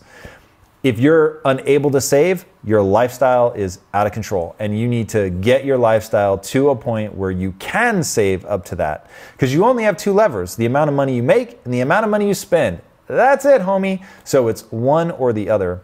Now, that is not something that I was good at when we met. That's certainly something that I've gotten more disciplined over time. But even in the beginning of our relationship, when you were like, hey, it's really, I come from a saving standpoint, I was like, that actually does make sense. Like, I've always been by myself. I've always kept my expenses very low, but there's no question that is a very smart way to approach it. So anyway, keep your expenses reasonable. Make sure that you save up enough money. Make sure that your bills get paid. And then after that, make sure that you have spending money that each of you control. So the other stuff is joint. The saving is joint. And whether one of you has a job, you both have a job, you save like that core amount. Now, how you break that up, that's up to them. If it's, all right, you make 30% of the money, I make 70% of the money, then you contribute 30% to all the bills and I contribute 70% to all the bills. To me, that makes sense. I've always been like, I'm always trying to get to the point where it's just 50-50, right? So in our case, I was the only one making money, but I was like, yo, this is the life that we have chosen. This is 50-50. I don't think of it as my money that I give to her. It's like, this is 50-50. This is the life that we've structured. Now, that was something that was actually difficult for me and we had to talk through because I didn't want to think that I had to come to you for permission and that you were making the money and then you were just giving it to me. Me and you, when you went to work and I was going to stay at home, we spoke through it. We sat down from day one. All right, how much do you think we should save? This is how much I think we should save. And we went back and forth and really laid out everything so that we were both on the same page from the get-go. And we approached that with no judgment of each other. Because actually, when I first met you, I actually did judge you a bit because you weren't conscious of saving like I was, where like for me, it's like if I can see like a cheaper way of doing it, I was like, oh, let's do that. But you weren't very conscious like that. And so I was just like, but he's the one that is in college there, and I'm not. And there was a bit of like judgment there. Yeah, I'm not sure that that's a bad thing, to be fair. I don't know. So how about this? It is a very predictable thing. And when you have a collision of values, guaranteed, part of that visceral reaction is judgment. It's they're doing it wrong. That the way they do it is wrong. The way that I do it is right. Now, whether it should be that way or not, we can set aside for a second. I will just say, I don't have a problem with that you judge me when our values collide and I judge you when our values collide. That is going to be the discussion. That there is a right way to do this, a right way. Now let's define right. What are your goals? One of the ways moves you more effectively towards your goals than the other. So that's what I mean by right. I don't mean they're better or more worthy. I just mean that we have a goal. If we're coming at this with opposing values and we have a shared goal, then it's like, well, look at it. Which one of these is actually going to lead us there? Now, if you haven't come up with shared goals, that's a whole nother thing that you have to talk to. In fact, I think that's where you need to start, right? What is the goals? Like with Quest, right? You came in and you're like, baby, if we do this and it doesn't succeed, we lose the house. So here I am, you know, we've been married, what was it, like 7 years or something at that point, 8 years. And you came back and you're like, we just bought our first house and I was so freaking excited. You're like, yeah, if we lose it, then, or if the company doesn't succeed, then we lose it. And so, but in our discussions of agreeing on what our goals are as a team was what made me say, yeah, absolutely. But if we hadn't had the discussion about what are our goals together from the get-go, you coming home and saying, oh yeah, I want to, you know, put the house up for, you know, as a risk of a protein bar company and I have no idea, I've never made a protein bar in my life, I think I probably went, are you fucking nuts? But because we were so invested in, we're going to do this together, we're going to build something amazing together, we're going to make movies, that was definitely the goal at the time, but it's like, to make movies, we have to take risks, and so we agreed that that was the path we were going to go on. Yeah, so on goals, there was an episode of Impact Theory I did with a guy named Casper Craven, and he talks about, he and his wife were really at a dark place, and they weren't sure if they were going to stay together. And they thought, why don't we write down shared goals and spend like a year or 2 years living towards those goals and see what that does. And he said, even just the act of sitting down and dreaming together, he said was so bonding. And he said, we laid out like all of our dreams. You know, here are my 7 things I want to do with my life. Here are her 7 things she wants to do with her life. He said there was only one that overlapped. And he said they just clung to that one thing. All right, cool. We both share this dream, and now let's go for it. They wrote it down, which is so powerful, and hung it up on the wall, and then just said everything serves that goal. And that's so clarifying one for you, and then unifying for a couple. Super powerful. So just going back to money. So assuming that you have the shared goal of what you're trying to accomplish, then the collisions of values will all revolve around which one is going to move us towards the goal more effectively. And if you can talk like that and not be overly invested, and this is where identity, man, is rough. I've heard it said, I forget by who, but when you touch on someone's identity and say that's a problem, or you're not as good at that as you think, ooh, that's when you light people up and they get super defensive. So getting past some of that to be like, oh, I really believe in the goal. The goal I believe in. Anything else that we get into, I'm open, right? So, but that's hard. It's not easy for people. Like your identity has all these tendrils. It's all these weird things, right? Like you were saying, oh, I'm a saver, but I have a value that saving is good. So when you say I'm not a saver, I'm like, oh, I'm not something that's good. Like it gets hard for people to own that there are parts of their personality that don't serve their goals as much as they would like, but they are still real. All right, I want to move on to the next subject. You want to talk about kids? Sure. All right. So me and you always thought we were going to have kids when we got married. I actually wanted 4. I think you wanted 2. But from the get-go, I mean, people may not know this about you, but right up until we thought we were going to have kids, you were reading children's books, parenting books. That's what you were asking for 100%. Christmas. My mum bought you with utter excitement. She thought she was going to be a grandmother, so she bought you every book under the sun. And we discussed it endlessly about how we were going to bring up our kids. And we did it before we have children. And that was a big... We did it before we even started trying to have children. Right. For those people at home, though, we never did stop right. trying. We ended up not trying. But I just want to make that clear. But right, that's exactly it. Before we even started to think about actually starting it, we discussed everything. How we were going to discipline our kids. What religion were we going to bring them up in? What was important to me growing up? What was important to you? And there were things that we actually had collisions on. The one that comes to my mind was discipline and spanking. Yeah. So if you want to talk about that and then... Well, I mean, I will speak for myself. I was so rebellious, and I've always had such a problem with authority that I would just push and push and push until I got spanked, and then I would stop.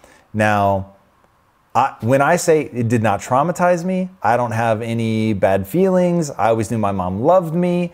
And I remember... At 13 years old, my friend Justin Angove comes into school one day and he was all excited. He's like, my mom tried to slap me and I blocked her and she burst into tears. She's never gonna slap me again. And I was like, that's genius. I've never thought, like, I'm bigger than my mom now. I've never thought to block her. This is so smart. The next time she tries to slap me, I'm gonna karate kid the shit out of her and I'm gonna block it. And that's just gonna end it. And she's gonna know who's boss from then on. And so, it couldn't have been very long. The next day, probably, I remember standing at the front door. I'm pushing and pushing and pushing. I don't remember what she wanted me to do. And escalate, and then finally she goes to slap me. Boom, I block it. And you can't imagine how good I feel. I am elated. And she goes to slap me with the other hand. Boom, and I blocked that too. And I was like, oh, like she knows what is up now. And then pow, she got me with the third one. And in the moment, like right then and there, I was like, mad respect. I see you, Bill, you. Like nothing but my mom is not going to back down. My mom loves me, wants good things for me. She's going to keep my ass on the straight and narrow. Just that fucking simple. I never got in trouble. I didn't drink, didn't do drugs. Like I was just in line. I fucking am so grateful for that. Like I'm so grateful for my mom and the way that she raised me. my mom didn't take shit, but she loved me to fucking death, and she wasn't abusive. And so to me, there is such a clear line between keeping someone in line and being abusive. Like they are a spectrum for sure, and I get it. Some people can spill. My mom never did. Always, like, she never hurt me or injured me or anything like that, but she got my attention. And yeah, so anyway, that to me was like, yo, if a kid is going berserk, I'm gonna give him a swat on the ass to bring him into line. And for me though, I was so fearful. So my dad did spank, not much. I think maybe he spanked me once. I remember him slapping my hand once as well. And it broke my heart. Like, broke my heart. And I think it would have been the same for my sister. And I had a certain amount of fear. I know my dad loved me, and so, but I was definitely like, oh, don't get him mad. Oh, and he only did it once. That's the point. Right. But I had the fear. And so my thinking is, I don't want to put fear in my kids, in their conscience like that, in their conscience like that's just, I don't want to do that to them. But you have such a wonderful story that you come from the other perspective. So even like we had spoken about, well, do we spank them? Do we not? I said to you that I would have probably slapped their hand, but I couldn't do anything else. But if you felt strongly that you felt like if someone was out of control or our child was out of control and you needed or wanted to spank them, I would absolutely, like putting myself in that situation right now, I would absolutely respect you, because if that's something that you feel like you need to do, but I would say to you, hey, we have to be careful on what type of child you spank and how they react to it, because like you're a rare breed in my mind. Like, I don't know how many other people are like, oh, I respect my parents for spanking me. Right? It's unusual. So I would have worried that if you ended up spanking our child who maybe was super soft, and you even said, right, your sister would have felt the same way.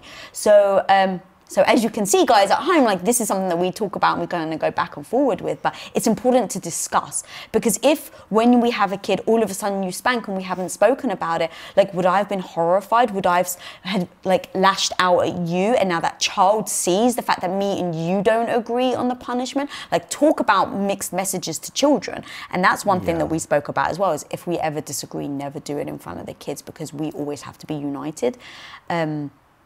But the spanking thing was just one thing. And then also the religious thing. We come from different perspectives, not necessarily perspectives, but different belief systems. And I was brought up Greek Orthodox, and that was really important to me, that our kids were christened Greek Orthodox and that they learn Greek. And so you seem to be okay with, you know, coming on board with the culture. But what would you say, let's say there's certain, like I know many people who, especially like, I have a lot of Jewish friends, and it's like, no, I just won't marry someone out of my religion, because it is important to me that my children are the same. So it's not even about their partner. They just won't look for someone out of their religion because it's important that their kids are the same. Yeah, but for me, my thing with kids is, I'm not going to be dogmatic, they need to think like me, but I'm going to always be honest with them about what I think. My thing was, you were always super reasonable. You weren't dogmatic. You weren't, you know, like ultra fundamental or anything. So there was no, like, you saw beauty in a lot of it, and you saw beauty in the ritual and things. And I was like, yeah, I respect all that. Like, getting the kids christened and stuff, sure, if that makes you happy, like, I don't think it has any sort of ill effects. You never asked me to lie, so it's like, yeah, you be honest, you do you. I'm not gonna make fun of you or what you believed at the time. I'm like, hey, this is what your mom thinks, this is what I think, and, you know, follow your thing. I don't really care. It's like, I want people to think for themselves. I want them to make their own decisions. I want them to chase beauty and poetry where they see it. And if they see beauty and poetry in the Bible, then go for it. But you said a really big key thing there is we respected each other. So you got christened. I don't know how many people know this, but being Greek Orthodox, I'd always dreamt about getting married in a Greek church and having that very traditional wedding. And I remember when you proposed and we were talking about it, and I was like, hey, look, it's very important to me to get married in a Greek church. And you're like, oh, I've never even dreamt about my wedding day. So of course, then when it came to getting christened, you said, look, I will do what needs to be done for me to get christened. You went, like, I was going to say religiously, pun intended, to sit with a bishop once a week, twice a week, for weeks on end, to have classes in order to pass and have him accept you into the religion, and then he christened you. And you went in and you were like, look, if I'm going to do it, there was no resentment in you. You were like, you realized this was a gift. I think I was thanking you profusely, which is important, versus expectation. I didn't expect you to do it. And then you were so into it and you're like, yeah, I'm going to do it. Like, if I'm going to do it, I'm going to do it. And you went in with a stack of books and you were asking questions about religion and things like that. But at the end, I remember you saying to me, I hope you know this doesn't mean that I believe in God now. And please don't ever ask me to convert emotionally. Like, I will do it for you so that we can get married in a church, but it's very different. And if your dad ever asks me, because that was a big thing, I was like, oh my God, I don't want my dad to know you don't believe in God. And you were just like, look, if your dad ever asks me, I'm not going to lie to him. And I remember you saying that, I was like, oh God, what if I hope he never asks. I hope he never asks. I was. But in that moment, I had to stop and say, Lisa, this isn't just about you. He's willing to meet you in the middle. Like, he's willing to do all this stuff because I've said it's important. Like, what he's doing for you is beautiful. And the fact that I can't now meet you in the middle and say, yes, you still should be who you truly are. And for me to ask you to be anything else, I don't think would have been fair as a partner to do to you. You weren't asking me to not have a religious wedding. So why on earth would I ask you to convert your beliefs? 100%. So, all right, now I want to move on to habits, because I think especially right now, if people are stuck at home, difference in habits, I think, can actually start to probably... Ooh, yeah, this is a particularly weird time for habits and routines. It's a good point. Yeah. I hadn't even thought about that. We're so like, we have such a rhythm, but it's funny. If we worked out at the same time, it could be a problem, because that's like your safe space. Like you, even I'm like, I'm in Lisa's gym. Like, oh God, I gotta hurry. It's so interesting. And the funny part of me is like, he's in the gym. He's using my weights. We share everything 50-50 except the gym. Don't fuck with my gym. Yeah. That is a glimpse into our marriage, very much so. I do think, so again, rules, communication. People have got to talk about, how do we use this space, right? So it is possible in the next 12 months that you spend 5-6 months on quarantine. Like, who knows, right? I am not an expert. I have no idea what will actually happen, but that is a very real possibility. Looking at the mutation rate of the virus and all that stuff, it's fucking real. So getting to understand how people effectively get their needs met in the space. I want to use this, like, for instance, the gym would be a perfect example for us. It is very important to you, the gym. Now, the gym is, using our language, the gym is meaningful to me. It isn't important like it is for you. If I missed a week, whatever, I don't fucking care. But like, you really like make it one of your highest priorities to make sure that you get your time in the gym. So it's like, if we were colliding and I was like messing up your routine because you use a lot of things all at the same time, it's like, I would be very respectful of that and say, cool, I get it. She needs her space. Then on my writing days, I need my space. I can't have people fucking interrupting me. It drives me crazy. And so if we were in a small house where it was like, during my writing time, you had to give me extra consideration, I would lavish you with praise for doing so, because I want to make sure I reward that behavior. But I would also give you the gift that you want, which is I would, hey, when are you not in the gym? And then I'll go make my gym time around that. If I have to work out, midday or really early, which thankfully for us, we're on slightly different sleep schedules. So for me, it's just, I wake up and I'll go straight to the gym, and usually I'm done before you even wake up. But setting those rhythms, talking through this stuff, giving gifts, like, want the other person to be happy. And then when the other person is doing something nice for you, lavish them with praise for that. And don't lavish them with praise, because if this goes on for months, don't lavish them with praise in week 1. And then by month 3, it's just an expectation, right? Like you like it when I boil your water, which I haven't done in the new house. I was going to say something to you today, and I was like, please do. So for I'm just totally out of the rhythm. I don't even go back there. So for the longest time, you were boiling the kettle, and it got to a point where I forgot to thank you because I was just, and I remember being like, oh man, he didn't boil the kettle today. Yeah, you noticed if I didn't do it. Right. But you didn't notice if I did do it. And I remember you said, and you're like, look, it's turning into an expectation. And I was like, oh my God, you're so right. I can't believe it.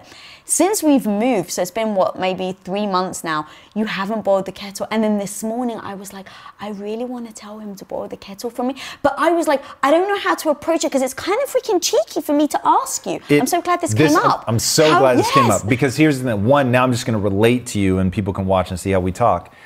There is no malice. I'm not being passive aggressive. I legitimately need to see it to remember. And so and then once I get in the habit, then we're good.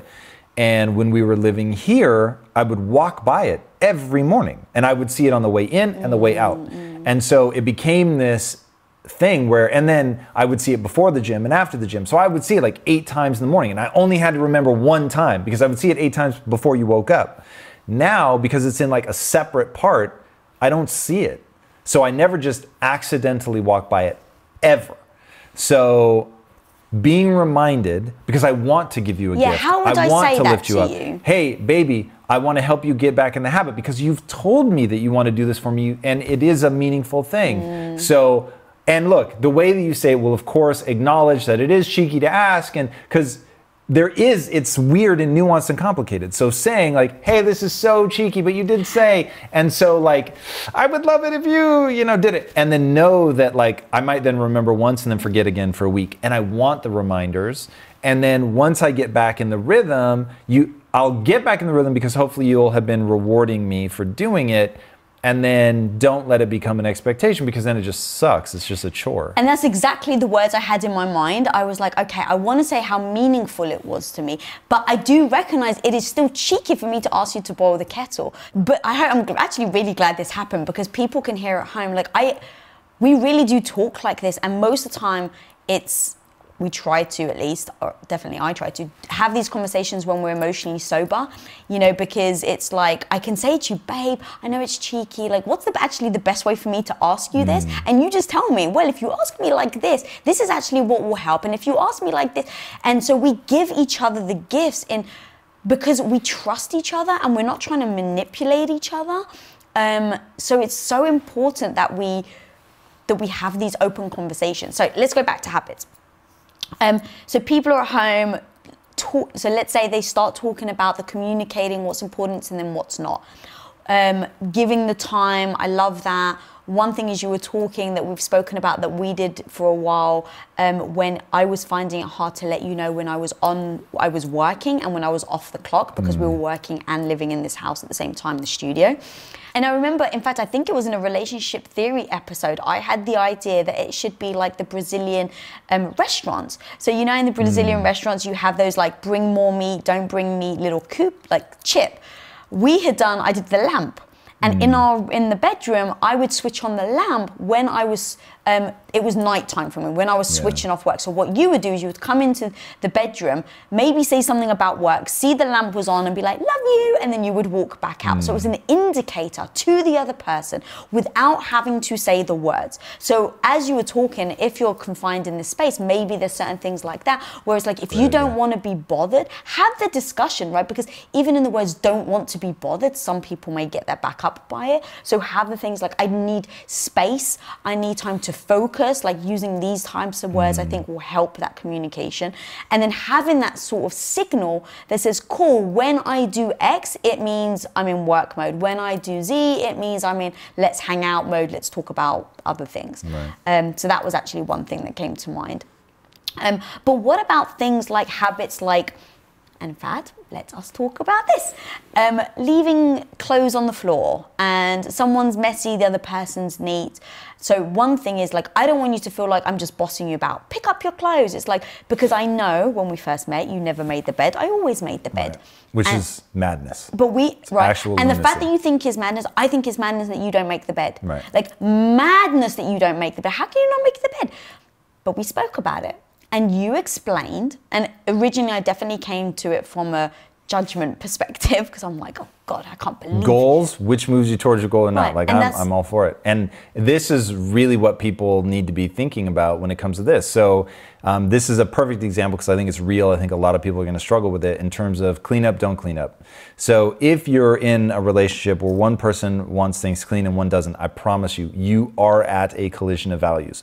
One person thinks it is self-evident that you should be picking up and keeping things tidy, and one person thinks it's self-evident that to constantly be cleaning and tidying when something is just going to get re-messy the next day doesn't make any sense. So one is, there's two types of collisions of values. Ones that can be worked through and you can come to a compromise or a new agreement, and one where absolutely not. I'm not going to change. I understand your position. I understand it perfectly. Steel man, I got it. I can explain it better than you. And I still think it doesn't make any sense, and vice versa.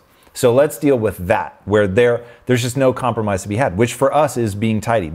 We have talked about it 6 ways a Sunday, but the reality is when things get messy, it gives you anxiety. So no matter what words, no matter how much logic I give you, unless you were willing to do the work to unwind that neurological pattern, it's never going to change. So now is where it gets into, you're going to have to create rules around how things are handled. So is it that, like, for instance, don't fuck with my part of the closet, right? I have a side, you have a side. You can do whatever you want in your closet. You can fucking clean it with a toothbrush if you want.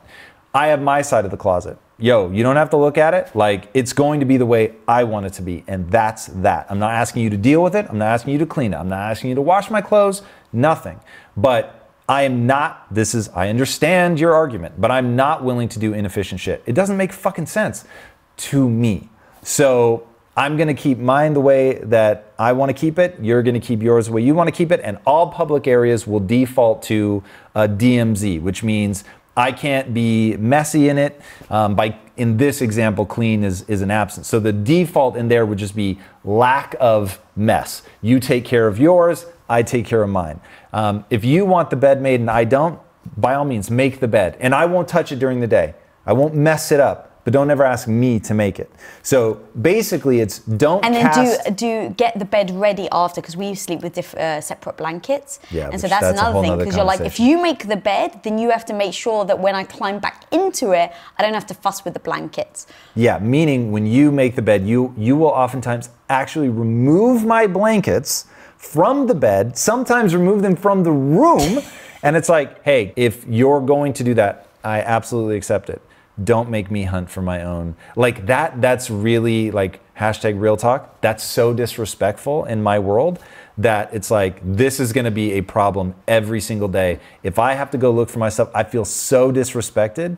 It's like, but that's interesting that like you do me. No. You do you. I'm not going to stop you. But don't make it my problem. Right. Don't force your value system on me. Like we have to say, we can't agree on this. I don't need you to adopt my values, but don't make your values my problem either. And it, like, even just in the tone you're using, like disrespectful, that's a big fucking word. 100%. Used intentionally. Correct, and I know that you use your language very specifically, and I just want to point out though that from my perspective, I never would have thought you'd be disrespected because I wouldn't have perceived it like that myself. So, like, I don't think of you putting your socks on the floor as being disrespectful. I just think you're messy. But me moving your blankets from the bed wouldn't have occurred to me that you would interpret it to be disrespectful. And so if we didn't communicate and you didn't tell me that, I would have been like, what the fuck is wrong with him? Like, why is he grumpy? Like, right? And we would have battled and we wouldn't have said the words and I wouldn't have quite understood because I don't see it like you do. But because you were very honest and open, instead of me trying to persuade you, like, no, it's not disrespectful, I'm just like, cool, that's how he feels. I'm going to respect that you feel disrespected by that, right? And so if I can respect it, then I can go, cool, how do I choose to act? Because then it's in my control. I can choose to disrespect you, but know that I'm disrespecting you. Or I can choose to not make the bed or, whatever. But in that communication has allowed both of us to understand where the other person's coming from. And then going back to what you said, then we created rules of engagement around it. So it's like, cool, if I make the bed, I have to make sure it's unmade before you get in. Right. That's an agreement that we've made. And so we don't argue about the freaking bed anymore. It really comes down to, like this one, where they feel the other person is doing it wrong, inferior, and making it their problem. So they have to deal with doing things a worse way, and they've never articulated it to themselves or to the other person. So it's just emotional reactions. And so you don't understand why I'm getting upset that the bed is made and it's lovely and beautiful. And you're like, how am I in trouble right now? This bed looks gorgeous. He gets to walk in and see this beautiful room, and I bet it makes him feel wonderful because that's how it makes you feel. And so you're just projecting it onto the other person without thinking through. When I walk in and I see a made bed, I either don't notice it or I think, oh, this is a pain in the ass. I have to like remove all the blankets and stuff before we can get into bed. I don't look at it and go, ooh, that's beautiful. So all the things you think I'm getting out of it, I'm not getting out of it. But until each person like really stops and defines it for themselves and then articulates it to the other person, it just becomes like that, the nagging and the bickering and the fighting, and no one ever stops to ask, what are we actually fighting about? Yeah. Oh, actually, also, it makes me, as you were talking, making the bed, because this is how I was brought up, I perceived it as being a good wife. And so you walking in, interesting, right? Think about like the typical duties put upon, you know, stay-at-home women. It's cleaning, it's cooking, it's providing, it's being there for people. If I didn't know that you felt disrespected by me making the bed. No, I don't feel disrespected by you making the bed. Sorry, but I feel disrespected by you hiding my fucking blankets. But hiding your blankets. Very clear. I would have felt though like, but like I'm doing something lovely. I'm like bringing my half to the whole, and you coming in and being annoyed by it would have, really upset me. Yeah, from your perspective, I completely see and understand. That's why people have to talk through it. Even the little nuanced where you said you found it disrespectful that I make the bed. And it's like, no, that's not what I feel. And so this is where like, man, even sometimes when you've talked about it or you think you've talked about it, the words don't mean the same thing or a slightly different meaning was taken away, but it can really change the intent. Because here's, if I were you ready for what I would do? I would For the record, I don't make the bed anymore. But if you were going to. Okay. Make my side, my two blankets, maybe fold them in half so all I have to do is unfold them. Fold them in half and then just put your blanket on top. Now you won't like that because it'll look lumpy.